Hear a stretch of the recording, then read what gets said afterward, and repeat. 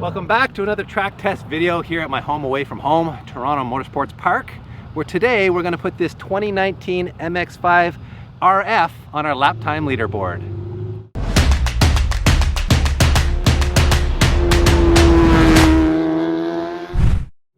If you guys are a regular on our channel, you'll remember that I actually tried a 2019 MX-5 last year, though it wasn't the RF, it was a soft top model, and it was also the GT model, so it had the Brembo big brakes in the front and some other upgrades inside. This, however, is the GSP model, so it's the base model of the RF. RF meaning it's the retractable or folding hardtop.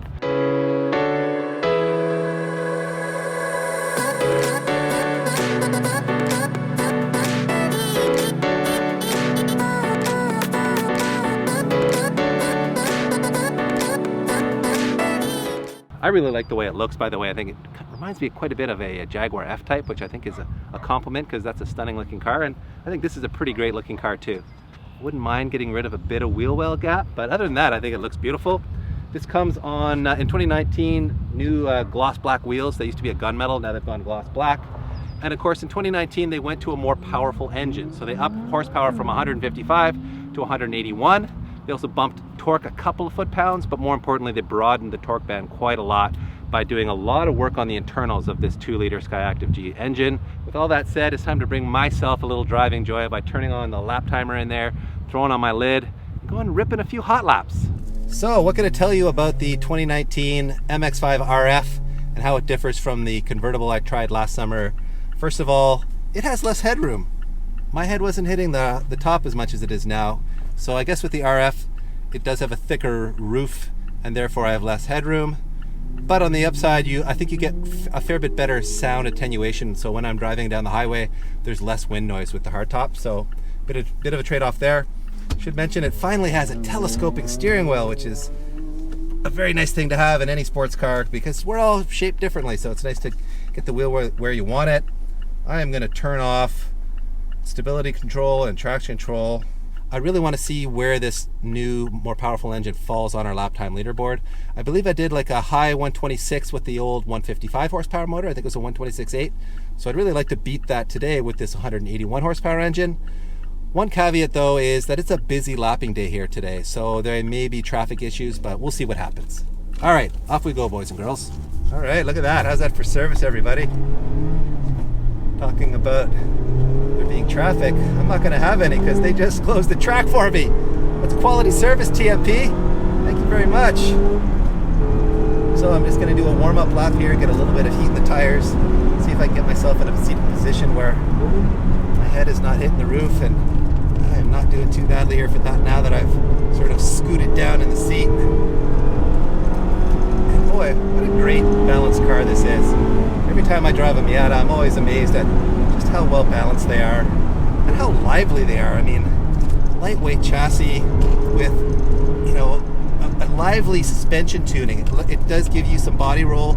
As you can see, we are rolling here. But once it takes that roll, it takes a set, it just grips and grips. And this ND chassis really does provide a lot of grip.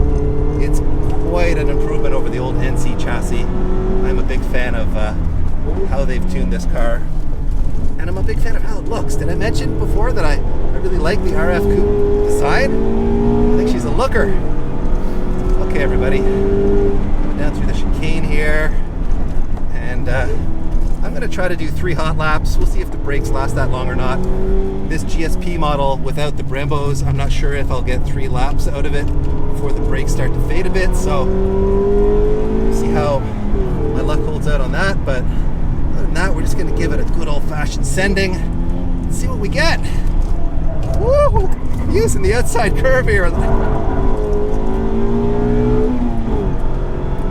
little drift onto the front straight with a concrete wall to my left, but I said I'm going to send it, people. I'm not lying.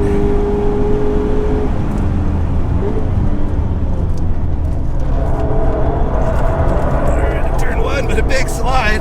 We're sliding everywhere, and these Bridgestone Potenza S001s are hanging on for dear life, and we're looking a little bit long in the tooth. This is a press car after all, so it's led a hard life. We will see what we get. Come on, baby. Come on, baby. A little drift around there.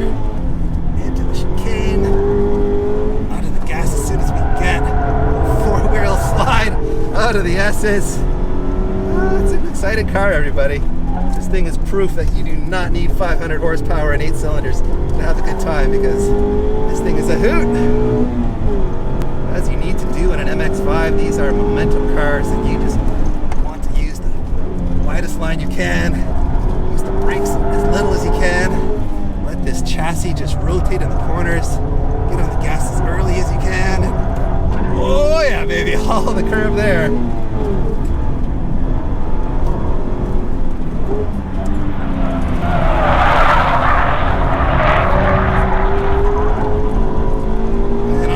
Straight, we are sending it good, people. Let's see what we get.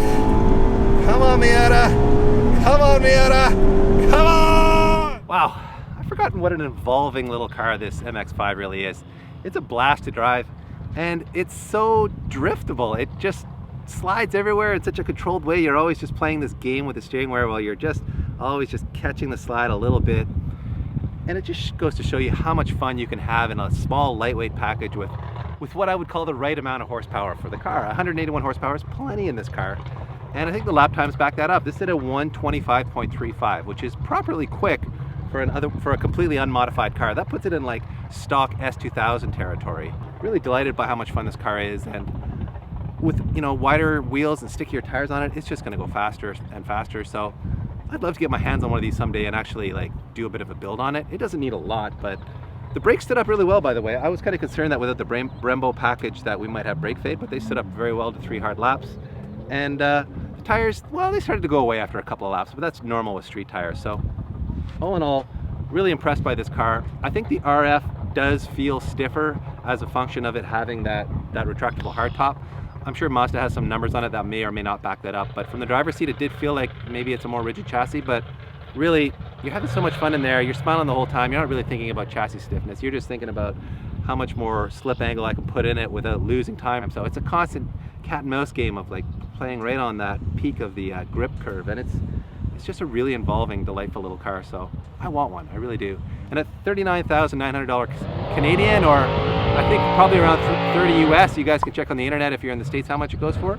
But for just a hair under $40,000 here in Canada, I think it's a lot of car for the money. It's a quality interior. It's really nice to drive around on the street. Thank you very much for watching, everyone. I hope you enjoyed another of our track test videos here at Toronto Motorsports Park. Stay tuned for the next one, where I'm guessing it might be a heavier but possibly more powerful car.